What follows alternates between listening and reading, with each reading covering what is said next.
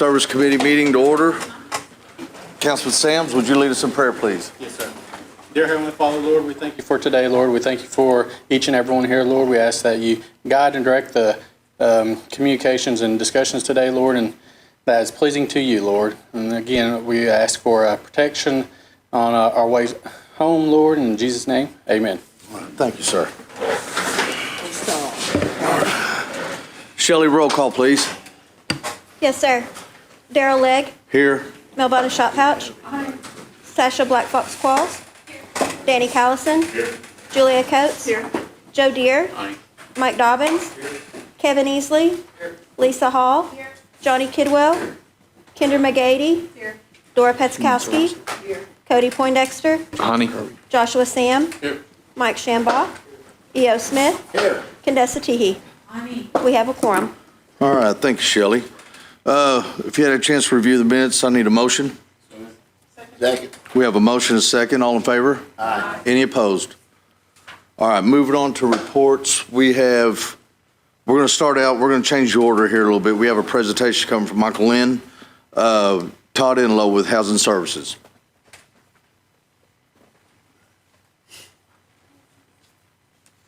There's Jim. I'm just going to tell you, something's not right. Jennifer Kirby's not here. I feel like I'm being set up. What's going on? Exactly. In our report, a couple of items I wanted to highlight. I try to touch on how many households the Housing Authority touches every month. So again, for the reporting month of February of 25, there were 4,843 households that we touched, from rental assistance to insurance to home ownership. And then on the self-sufficiency program, so that's the down payment assistance, mortgage assistance programs where we help people get into housing, or through the homeowners assistance fund, we're able to take care of people that are in jeopardy of losing their house based on property taxes that are delinquent or they're behind in their mortgage. This is a window of funding related to COVID. So mortgage assistance, again, for the month of February, we provided, so far we've provided 28 households with down payment assistance. Just last month, however, we processed about 19. So saw a dramatic increase in that and the number of people who were assisted. And since we started using Homeowner Assistance Fund, there's 2,304 households that we've assisted with that program. Again, that's paying things such as property taxes and people that are past due on their mortgage. One item that is kind of an exception to the rule are storm shelters. So with NAHASDA, typically we can touch a primary residence. And in a replacement home, often we can put a storm shelter in, but we can't usually use NAHASDA dollars to put a storm shelter in separate. And going all the way back to 2013, I think I reported at one point in time we had a wait list of 330 households. So we had started that process using some of our ARPA funds to go in and start installing storm shelters over and above NAHASDA funding. And as of this last month, we have 74 storm shelters that have been completed and installed. So that's out of the first 130 out of the 330 that we contacted, we got responses back that says, yes, I'm still interested. Yes, I still own my home. And so out of that 130, 74 are complete. We have 31 files that are pending, so they're in with a contractor and it's just waiting to install. So that'll come close to finishing out that first batch of about 130 that we had. We have a few that had some property issues, some that were in a floodplain. So we're still working on some of those. So between that 74 and then the 31, that gets us pretty close to the initial 130, because I think we were at like 109 that we're able to install. And then we have 106. So we've broken these up into phases. So we've completed phase 1 and phase 2, and we're starting to work on phase 3 and phase 4, and that will get us caught up and complete. So That's a backlog going all the way back to 2013, so it's catching us up for 12 years' worth of wait list. Wow. So we're getting there. amazing. It's, That's and amazing. weather's wreaked havoc on our contractors trying to set some of those. What is an average, what does the storm shelter cost these days? So the ones we're using, they're self-contained, so it includes the floor, the walls, and the roof and everything. They drop it off, they anchor it down to the ground with helicoil anchors. Depending on the size, most of those are going to cost about $4,600 Okay, to okay. $6,800 would be the highest end. That ain't We bad. we allow about 7 square feet per person, and that includes individuals that maybe need a wheelchair or a walker. So there's plenty of room in there for them to get into the Oh, wow. facility. So Wow. somewhere around the $5,000 range is typical. Speaker? Well, that was going to be my question. So they're above ground. Correct. What are they rated for? Do you know? I'd have to go back and double check. I know for sure EF3, but I need to double check and see if it's includes 4 or 5 as well.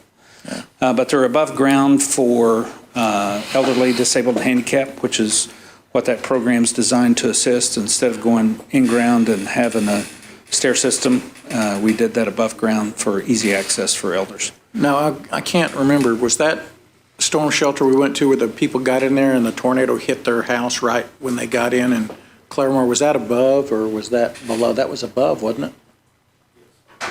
Yeah. And that tornado hit right, I mean, as soon as they shut the door, it hits right there by their dadgum storm shelter and the one at Claremore, and it's withstood it. So, Yeah. and yeah, that's, And we have some that are above ground, but they're in the, they're metal panel, and they're installed in the garages. So places where we can't do an exterior above ground, because they're a little bit more costly, they go as high as 7,000 or 8,000, we'll install one in the garage. all right. Thank you, sir. Any more questions for Danny? Todd, when we build a new home, are we not putting these in the closets or the room of, are we using that normally or? Not in a replacement home. We do that separate, just to try and keep costs down on some of those. But we'll do those exterior. If it has a garage and it has enough space in the garage, we'll try and put it in the garage. Johnny? Mr. Enlow, thank you for coming today. Before you leave, I would just like to talk to you offline about something different, housing related, but no need to take up everybody's time here. Thank you. Okay. Councilwoman Teehee? I know that we have moved to offering electronic payments for Housing Authority clients. And I had a call from an individual who stated that they were a little concerned about the debit card fee, which I understand is kind of a necessary thing. But you indicated also, I think it was at the last Housing Authority Board meeting, that if an individual were able to use checking account or like an ACH transfer, that they would be able to avoid that fee. That's correct. So we're not charging that fee. We're not making it to make money for the Housing Authority. That is simply the processing fee for the credit card processing company. So we're just passing that along. And so it's about a 3% is what they charge, and that's typical for a lot of places that have high volume or low volume, high cost. Right. And so rather than increasing rental rates and adjusting everything across the board, we're just passing that processing fee along to people that use a credit or debit card. If they do use an ACH or checking account information, we absorb that cost. It's like $1 or $2 per transaction, so it's a lesser Much cost. lower, yeah. Yeah, and so we're absorbing that into our operational cost. Okay, yeah, because what this individual indicated was there, I guess, is the ACH or the banking account transfer, does that take a longer period of time than the debit card transfer? Yes and no. Okay. So ACH typically posts within 24 to 48 hours. Okay. And then credit card can post within 12 to 24 hours typically. Okay, So we'll accept the payment. So if they go through the website and they post a payment, we'll accept it and say your payment's been received by the Housing Authority.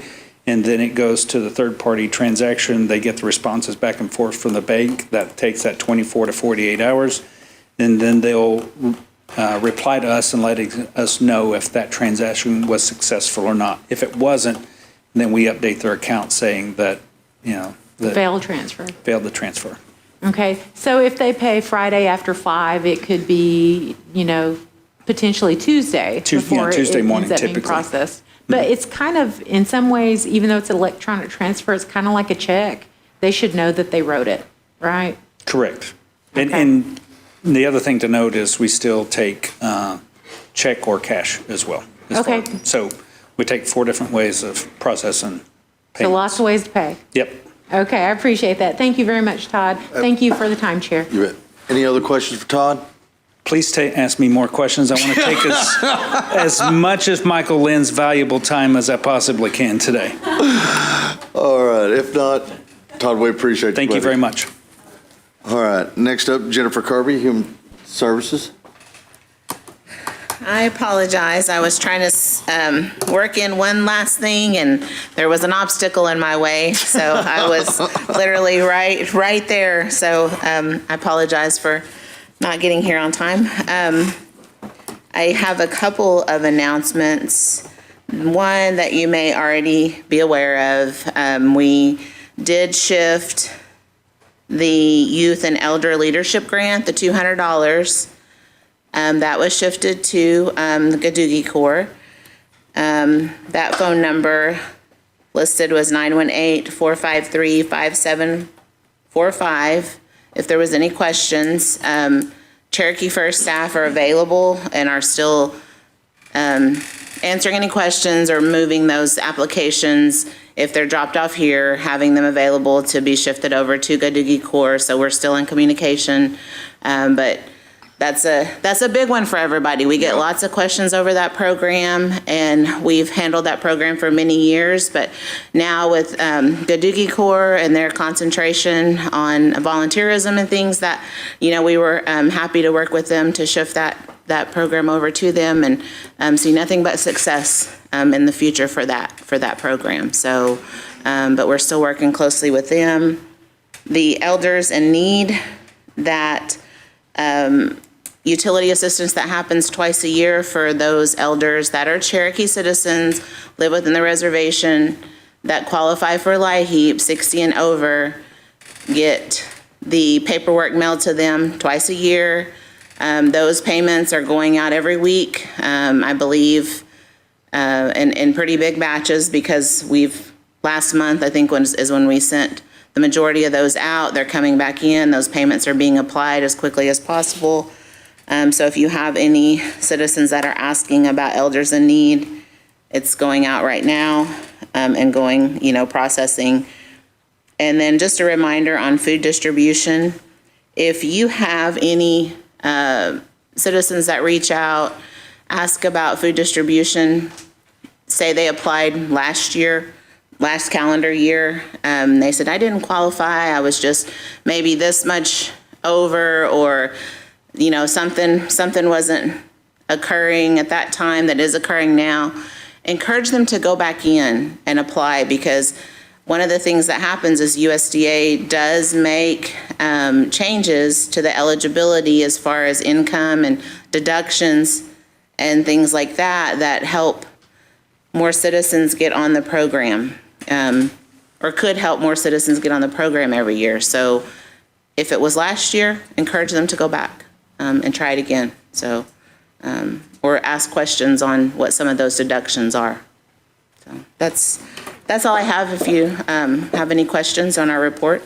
All right, thank you, Jennifer. Do we have any questions for Jennifer? Go ahead, Kendra. Thank you, Jennifer. This is not on the report, but could you hang around for just a few minutes after this? Thank you so Absolutely. much. And Sasha? Thank you. I just wanted to make a quick comment of appreciation to Deputy Executive Director Ms. Duncan. I had a first language speaker in OK recently that was needing some help with food distribution, and she came in and was very wonderful, and I appreciate all her assistance. If you could please just let her know. Absolutely. Thank Thank you. you for that. Anyone else?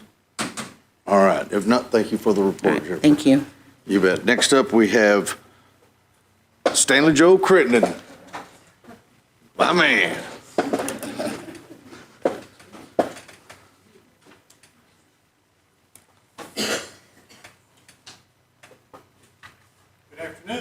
Afternoon. It's pretty obvious I'm not Barbara Foreman, but, so I'll do a poor substitution, but I'm here and I know you've got our report. I would like to make a couple of comments about things. I figured that we'd get a question about our next Warrior flight in September. And right now, it's set for the 22nd through the 25th of September for our Warrior flight. We were reached out to the other day by the food bank in Tulsa. There was some concern about a lot of things getting cut. And we had a concern also for our veterans for our food distribution. The food bank asked us if we'd like to get food every other month instead of every quarter for these different sites, which means that instead of getting 12 trucks of, there are 4 different sites through the year, we'd get 6 extra loads, so our veterans would get more food. And so I'm sure that we can say to them, and we did, that we thought we could handle it, and we got our volunteers lined up, and so that's a good thing for our veterans. Do y'all have any questions that I might, if I can't answer, I'll write down and I'll get you an answer. Go Yes, ahead, sir. Joe. With that Eastern Food Bank, I know they opened up that culinary side. Are they giving the veterans some of those prepackaged meals, the nutrition, or are they giving them the food side where they have to cook it? They don't have the prepared or pre-cooked or whatever side. You might ask Mr. Marlowe about that, because they do have a culinary school now where they have pre-made meals, and they can actually be stocked in there. Councilman, Mr. Marlowe, he's the CEO or whatever up Yeah. there now. He used to be the chef, and everybody loved him. He came down here actually one time and cooked for us. Yep. At our center. And he's told us, well, he does the meals for our bingo and stuff. So I know they can, and we walked through, we toured the plant. That's quite a place over there that they can fix your event. If they just get a little notice, they can make a bunch of meals in a hurry over there.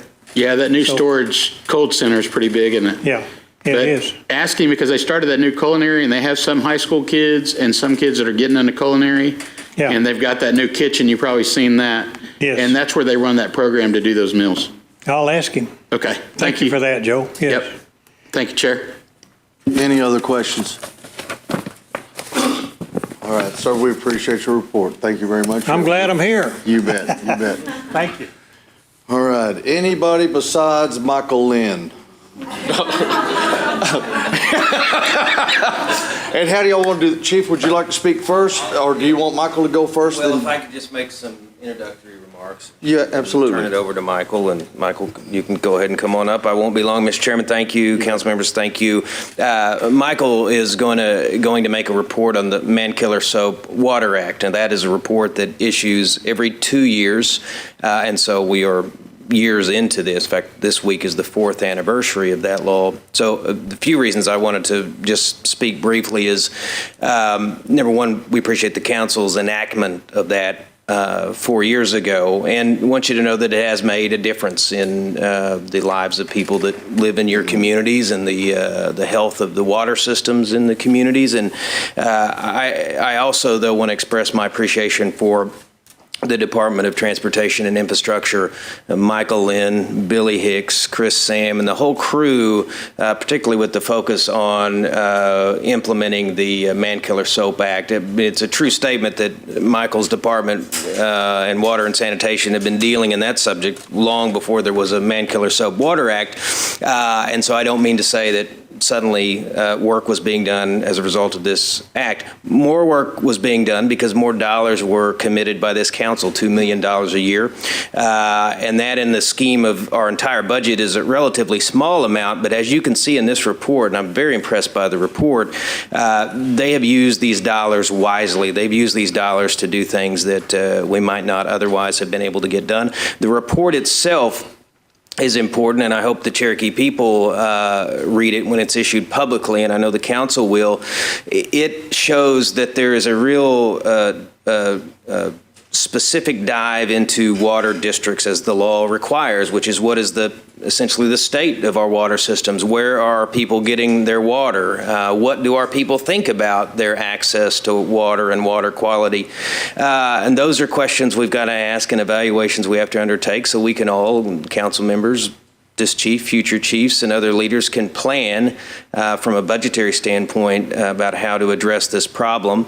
But Michael's team is incredible, and the nature of his work, and this is the other reason I wanted to say a few words, the nature of his work in this area and his team's work, and you all know this, is such that you hear about it when something's going wrong with the water system, and then your constituents naturally tell you about it. When things are going right, we don't hear things. That's just the nature of it. If people are like me, they probably take for granted that the water is going to work every day. And the projects that Water and Sanitation does complete sometimes are on massive scale, sometimes are on modest scale, all important. They're often not of a nature that gets a lot of notoriety, for a lot of reasons, not the least of which is they're often underground and you're not seeing them every day. They're the stuff that we all pass by without noticing it, like at least I should do a better job of. So what we put together is some graphics to go along with Michael's report. There's a lot in this report. There's one thing, Mr. Chairman, I want to bring everyone's attention to, and it's in some fine print. The $2 million that the council allocates under this law every year goes to good work and makes a difference. Michael's department turned that into $6 million in federal funds. $6 million, it wouldn't have come here without that. And finally, Mr. Chairman, and this was in a memorandum sent to the council earlier this year about allocating some of the dollars under another law, the Public Health and Wellness Fund Act.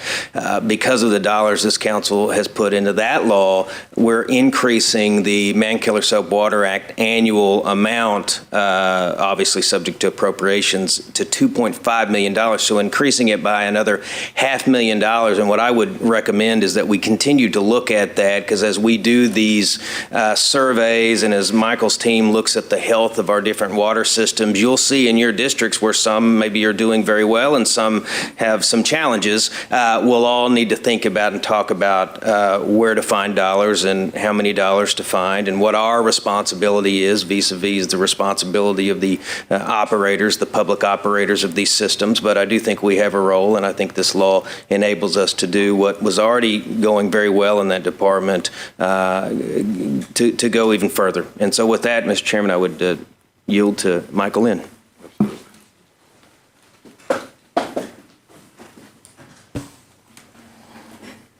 What do, Chief? Mr. Chair, you do have a copy of our monthly report. If it's okay, I'm going to go right into the overview of the Man-Killer Soap Water Act, if that's okay. Absolutely. If you've got any questions on the report, I'd be glad to take those also. So just to kind of echo some of Chief's words, just so that everybody understands the magnitude of what is taking place here and what's going on. I mean, first of all, I want to give Billy and his team a lot of credit for the development of this report. They've worked on it for months on end, really. And also give a shout out to our communications department for helping pretty it up to what I would call pretty it up. It looks fabulous, and I'm really bragging on Billy, and I'm really bragging on comms for the work that they put into this.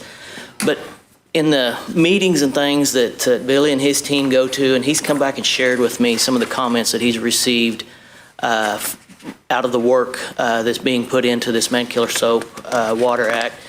It's unheard of, and Billy, if I'm saying anything wrong, I mean, it's completely unheard of to do it in a concerted effort like we are, to look at there's actually 121 water districts across the reservation. and a fair amount of sewer system, public sewer systems also. Okay. So, yes, so it's just unheard of as far as doing it in a single effort like this to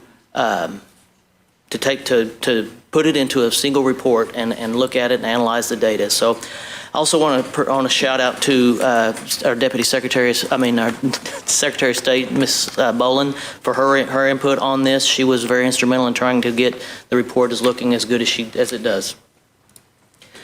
So the Legislative Act 1521 was signed into law 4 years ago today, April 14th, and it did authorize $2 million annually. The purpose was directed our department to conduct studies and to identify barriers to water access, also to develop recommendations, and to remedy the conditions and also to authorize additional expenditures to act on these recommendations. The findings that were identified in the act when it was written was there are barriers for folks to get clean water and clean access to water. The water systems and wastewater systems are infrastructure deficient. I don't think anybody's going to argue that. Principal Chief and Tribal Council, you require expert data and recommendations from the department on these issues, and obviously it warranted legislation to provide substantive long-term progress on these issues. The primary objectives of the Water Act was directed us again to conduct a census of Cherokee citizens who lack access to water, identify Cherokee citizens per county who may just be limited to well water only, and also identify the most infrastructure public water systems within the reservation, and then also to develop a comprehensive infrastructure analysis of Cherry Tree Rural Water District in Nadir County. So in June of 24, we started with a census survey using the Gadugi portal. We did have about 1,900 or so responses across 86 different zip codes. And with the help of Paula Starr's team, Melissa Foreman, and with the Salesforce group, she put this into a dashboard for us, and I hope this works for me. She put this into a dashboard for us that really made analyzing the data so much easier. And I don't know that that's going to come up on the screen, darn it. What's that now? There we go. Okay, thank you, Todd. Todd, you want to get back up here?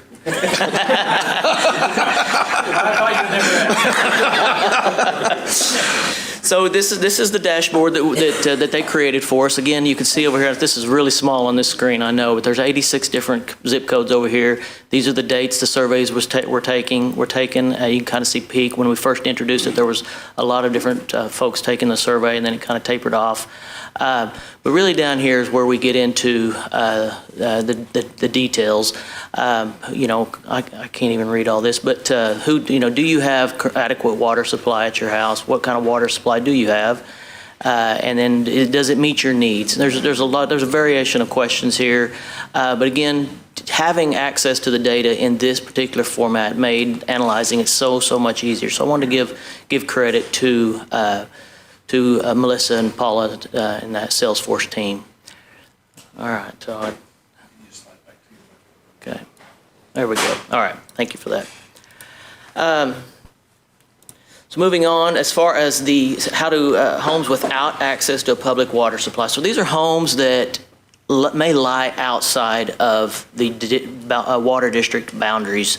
Every water district does have boundaries that they have to stay in. So these are homes that lie outside of that. And in order to find that information, we had to, number one, know where do our citizens live, and number two, we needed a GIS data set for all the public water systems across the reservations. So using these Mankiller Soap funds, we have started a GIS mapping project for all 121 water systems within the reservation. And we currently have, utilizing an application called Diamond Maps, we currently have 32 water systems that have been GPSed and provide a great deal of data. So there's some of the water systems that we're currently working on. I'm going to pull up here diamond maps here to show you, if I can. So we're looking here at, I'm just going to pull up a water district. This happens to be here in Cherokee County. It's Rural Water District number 3. So this is, as you zoom in here, you can kind of see, it kind of looks jumbled up, but as you zoom in here, I can zoom in down to a particular water line. And when I zoom into that water line, I can click on this green line and it'll tell me that that is a 4-inch PVC line. Wow. I can click on the fire flush hydrant here and it'll tell me, and I can't read that from here, but it'll tell me the year that meter or that hydrant was put in. Right next to that, you'll see a water meter. This will tell you whose meter that is. And it will also go down here. This particular system will interface with the water district's billing system, and it'll tell me the last time the meter was read. Right in here, it'll tell me it was read in March of 25 and their meter usage. And that'll constantly update as live data comes in. So this has proved to be very beneficial. I know I've heard Mr. Enlow talk about it most recently. He called Billy recently on some property that he was looking at to place a home and wanted to know what utilities were available. And Billy said, here, let me send you a link and you can take a look for yourself. And so it's proved already to be beneficial, and it will only continue to benefit other areas of the nation. Okay.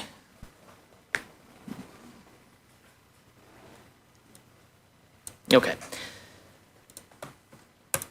So the results of those findings using diamond maps and also knowing where our citizens live, there's the graph there, or the table there, showing what homes lie outside of a public water system. So for instance, in Adair County, about 10% of the homes, of the total homes, live outside of a public water system. And you know, the idea behind this is to eventually, obviously, we want to get everybody connected to a good, safe, reliable source of water. Wells are not often reliable. They're plagued with issues at times, and we want everybody to be able to have access to water. So that would be the end goal here, is to get everybody connected. Again, I've mentioned 121 small public water systems. This is where we have identified the deficient water systems within the reservation. 53 public sewer systems. Over 70% of those are considered small, very small by the US EPA, and very small is serving populations of less than 3,300 folks. And then once the Mankiller Soap Act was enacted, we formed a partnership with the Oklahoma Rural Water Association, and they have gone around to all of these 121 districts and 53 public sewer systems and conducted site visits to look at the what's called a TMF, technical, managerial, and financial capabilities of each district. During those evaluations, they were graded on a scale of 0 to 100, and the average score came back to be just a little over 73, and with a range of 33 up to 96. And to put that in a geographical format, we've got water on the left-hand side and public sewer on the right-hand side. And more of your, what I found interesting is more of your urban areas, Tulsa, Rogers County, of course their numbers were better. Some of the less urban areas, the numbers are a little low. None of them are horrible, and I don't want to paint a picture like they are. None of them are horrible, but that tells us where we need to focus some of our efforts.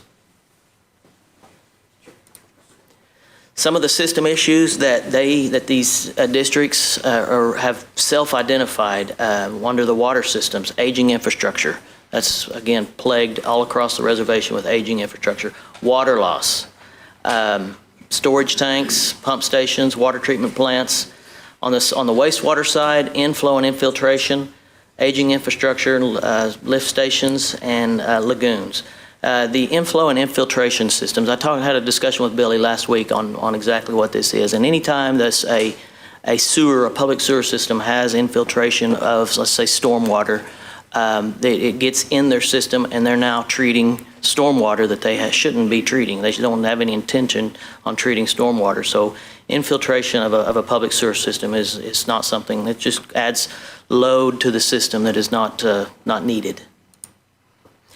through our ORWA partnership, they have gone into these water systems and helped them with many, many different things, such as their asset management plans, emergency response, policy procedure. Rate analysis is another big one. When water districts have to go through a rate analysis study to figure out if they're charging the appropriate rates, and also obtaining a UEI number, which helps them be eligible for federal grant funding, and then also, I've already mentioned this, but the GIS mapping. And lastly, I want to mention the comprehensive study on Cherry Tree Rural Water District. We finished that up in around April of '21. The district, Cherry Tree District, began in 1968 and has been expanded quite a few times, all the way up into the early 2000s, and it's a large, large district. For those of you that are in Adair County, you know that it's a large district. There's 1,122 total homes, about 837 Cherokee citizens. Just almost 75% of those are Cherokee citizens. Again, we talked about aged infrastructure earlier, the deficiencies that were identified in the plan, aged water lines. Due to the terrain, lots of high and low pressures in the system. Some of the pressures were seen or recorded up to 120 psi. The average home is around 50 to 60 psi. That's kind of what the target is for our homes. So they're seeing pressures up to 120, which is not good on any of the water lines, obviously, and not good on any of your appliances. Low pressures, they've recorded several areas of low pressure.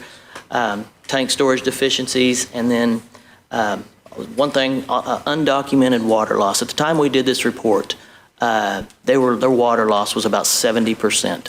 So 70% of every gallon that they were buying was lost into the environment through a leak in a pipe or something. So that has since came down considerably since we've been working with Cherry Tree, but we do have an investment of $8.38 million since 2021, since we started this. The grant awards that Chief mentioned, I believe that's around $6.4 million that we were able to utilize Mankiller Soap funds to springboard off of and obtain additional grants for the department.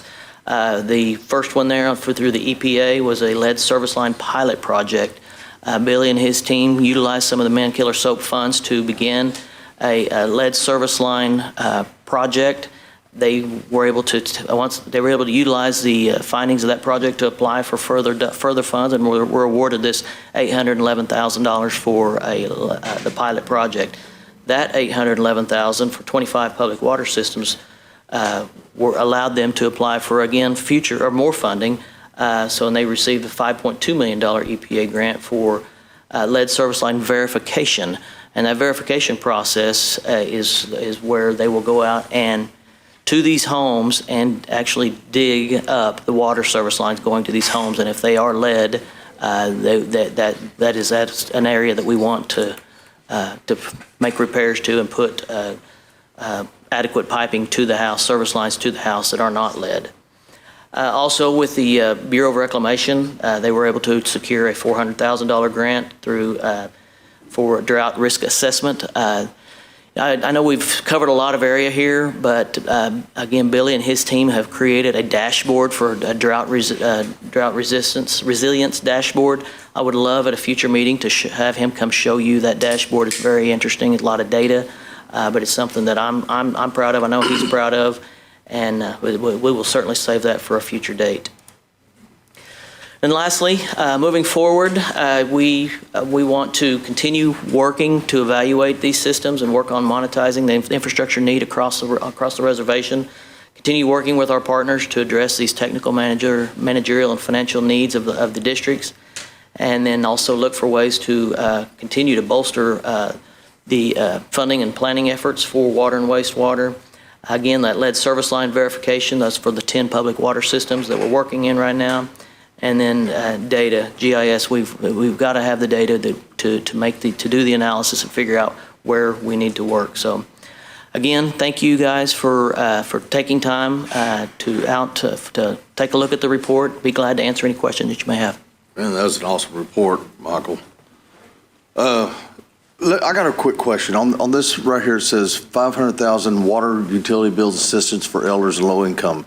Is that through your shop or through Jennifer's? It would be through Jennifer's shop. I got you. Yes, sir. Okay, Yes, okay, sir. okay. Joe? I got a couple of questions, Mike.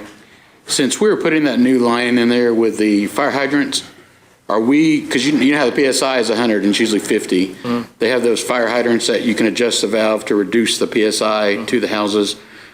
And also the fire hydrants, below 4 inches, sometimes that will collapse a line. Mm-hmm. Are we responsible for paying that? Are they going to, or the rural area going to pay for that? Or, If there's currently issues, is that what you're asking? yeah, if we're moving and replacing, putting a brand new line, say it's a 6-inch, are we going to have to replace all those meters as well? The meters or the To hydrants? the house, the meters to the house? It just depends, but chances are the meters will probably stay the same and we'll upgrade. If we're upgrading a line, for instance, the meters would stay the same and we would tie in the meters to that new water line. And are we going to adjust the line size if there's fire hydrants in the rural areas so they don't collapse the line? Yeah, I mean, we would, yes. And is Cherokee Nation going to keep their own Atlas page for redlining where the water lines are? Absolutely. Okay. Absolutely, yeah, and it would go into this Diamond Maps as well. Yeah, I was just wondering if that was the budget for all of that, or if we're getting a partnership with some of those cities. Yes. Okay, Yep. cool. Thank you, Chair. Yes, sir. Any other questions? Go ahead, Kendra. Michael, I just want to thank you so much for this amazing report. This is the first time that I've really sat through something like this, and this information was wonderful. And I also wanted to comment on that I went to the annual meeting with Craig 3 in Welch the other night, and they had, there's a lot of work going on over there, as you know, Billy, and they were very pleased with the work that the Cherokee Nation is doing, and I got to visit with Lee and Karen from Oklahoma Rural Water, and they just were very grateful for the work that we've been doing over there, and I was very proud to hear that we were a part of that and wanted to thank you for that. So Very good, thank you. Thank you for that. And go ahead, Speaker. Michael, the cities that charge the people for water, won't they be responsible? Normally, they're responsible for meter replacement because they're the ones that are making the money off the water. They replace those. Are we running into where they just can't afford to replace it with the cities? Or, I know that Kansas had horrible water leaks. They could not find it. We actually sent machinery out there, and it was like up and down hollows where the lines were, and they just weren't capable of doing it. I know Oaks has had a problem with their water, and also their sewer too. There's had a bad problem with that. But we have entities that are selling water, and I know Jay bought their own meters, brand new meters. Are we suggesting that the cities will be responsible for that? I mean, are we getting some of that responsibility taken away by people who are buying their own meters?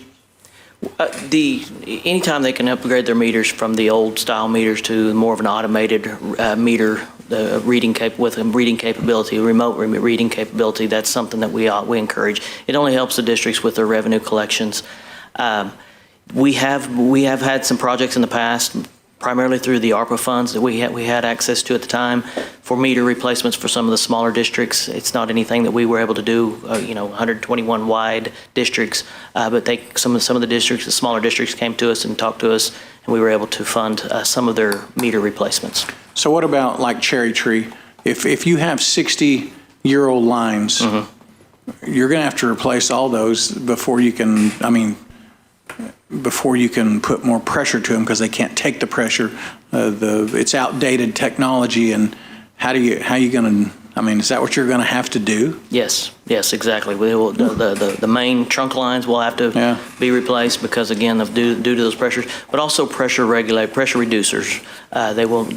There's certain areas that they can come in and install booster pumps in the areas, in the cases where there's low pressure, or pressure reducers where the areas where they've got high pressures. But we want to get that entire system balanced so that we've got more equalized pressure throughout the entire system. And even from the meter to the house, are we going to be responsible from the meter to the house? Because normally they don't, they say, hey, if it's on your side, you're responsible. If it's on our side, we are. Are we going to try to help people from the meter to the house? Because a lot of them won't be able to afford that. Absolutely. Yes, we can do that. Absolutely. That's a great question. Thanks, sir. Councilman Sims. Thank you, Chair. Yes, I just want to just show my appreciation to the chief and his administration, Michael and your staff for the event we had the other evening with the Cherry Tree Water Board District and their staff members there. I know they appreciate that, but also just to show that appreciation to a water district that over time, we know what Cherry Tree means culturally and historically because it's a lot for the reason for the Mankiller Soap Water Act. So just having that moment to kind of reevaluate, just to let them know we support them and show that there is some great work going on in that community, in that area. So overall, I see brighter days for our reservation and our people. So thank you again. Widow. Bill. Speaker Shambaugh, still on the inside the cities, is that going to apply for inside the city limits? What we would do is we would work with any city or town and talk to them about trying to form a funding partnership where they could go after certain grants or access to some funds that they may have access to that we don't, and we would try to create a funding partnership with anybody like that. I know, a lot of time the elders, when they get shot, they just don't have no way to get it. Right. And the city tries to work with them, but we can't do everything. So now, are you talking about like on a water bill? I'm talking about the water line where it's leaking from the meter to the house. Okay. That's something that we can certainly take a look at through our funding sources. Yes. That'd be awesome. Thank you. Anyone else? If not, Michael, we appreciate you and your department, that's for sure. Okay, thank you. Mr. Chair, I just want to mention one thing. Of course, Michael gave the presentation. He should be commended for his hard work. Of course, if you give him a big round of applause, Always. Michael, appreciate it. I also wanted to make sure we mentioned too, because a lot of hard work went into this report from several different places. Yeah. And one person I want to give special recognition to is former Deputy Secretary of State, Ms. Tara Lee Montgomery. This was a big portion of her work as well. She worked closely with Michael and Billy's team, and want to make sure that she's recognized for that as well. Thank you, Good of you, Secretary. there, Cannon. Thank you, Mr. All Chair. right, you bet. Old business, none pending. New business, none pending. Do we have any announcements? If not, the next meeting will be May 12th at 4 p.m. and I need one more motion. All right. Adjourned.